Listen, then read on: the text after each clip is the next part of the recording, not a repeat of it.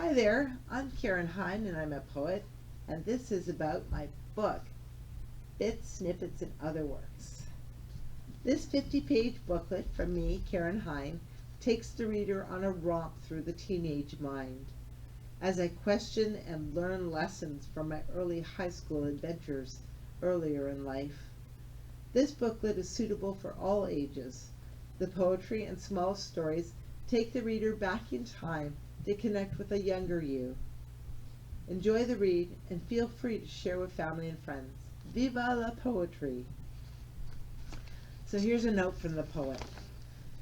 This collection is taken from scraps of paper that I had jotted down little bits and snippets of poems and prose.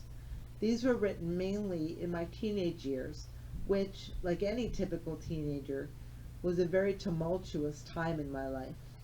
Looking back, I can see how the quest to start life after high school couldn't come quick enough. Sorting my confusion was a struggle, but here I am today. I made it through the wild years and came to a place in my life where I'm finally mostly in charge. I hope you can relate and find kinship with your younger years. The following are some selections from Bits, Snippets, and Other Works. Walk with me and enjoy. Here are some selections from Chapter 1, Bits of Wisdom. If there's one thing about life I really want to know, it's how to explain the glory of self-expression. Dancing through life, I twirl from one thought to the next. Peeking shyly around its mother's shoulder, the young foal bolts across a field of buttercups, kicking and frolicking his youthful heels into the air. Next, here are some selections from Chapter 2, Snippets of Poems. The play. The play begins. Each actor is right for his part. Only he can play that character. Next, I have some selections from Chapter 2, Snippets of Poems. It's called The Play. The play begins. Each actor is right for his part. Only he can play that character. Only he has the flair that makes that part realistic. Many times in the course of the play, there is happiness, destruction, and deception. As the play unwinds, it becomes less clear who the good and the bad are. All are intertwined until they become one. Each character's life becomes part of the huge picture. Even though each person thinks his is unique, it isn't. Others on the stage have the same problems and feelings, although when no one there realizes it.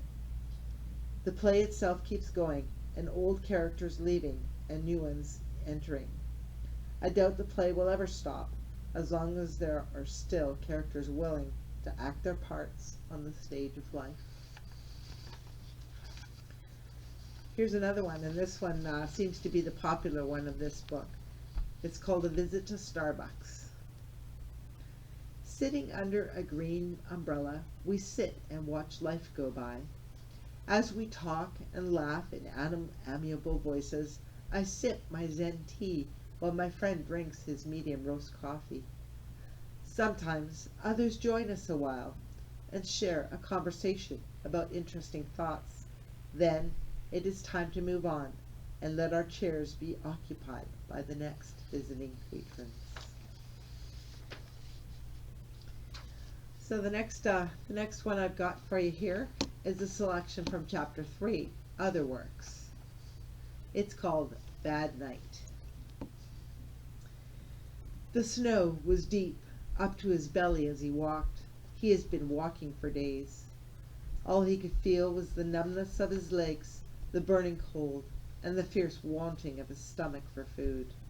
He no longer knew why he had been walking in the first place. His weak, doggish brain had ceased to function. As he plodded through the deep snow, the moon rose quietly from its daytime bed. Its rays cut across the night, bathing everything with a moonlight glow. Suddenly, A slow, mournful howl shattered the silence of the night. He stopped, dimly recalling what that sound meant. Slowly, more voices joined in the deadly chorus, one quite close by. He lay low and slunk towards a rocky crevice. Below him, the forest stormed to life. Black forms hurled themselves in a quiet mass to the edge of the sleeping mountain. He took flight.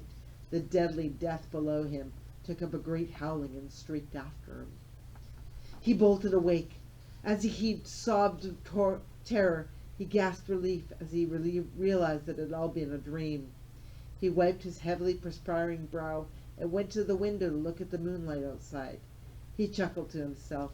His dog was outside in the yard, howling to the same moonlight as his dream.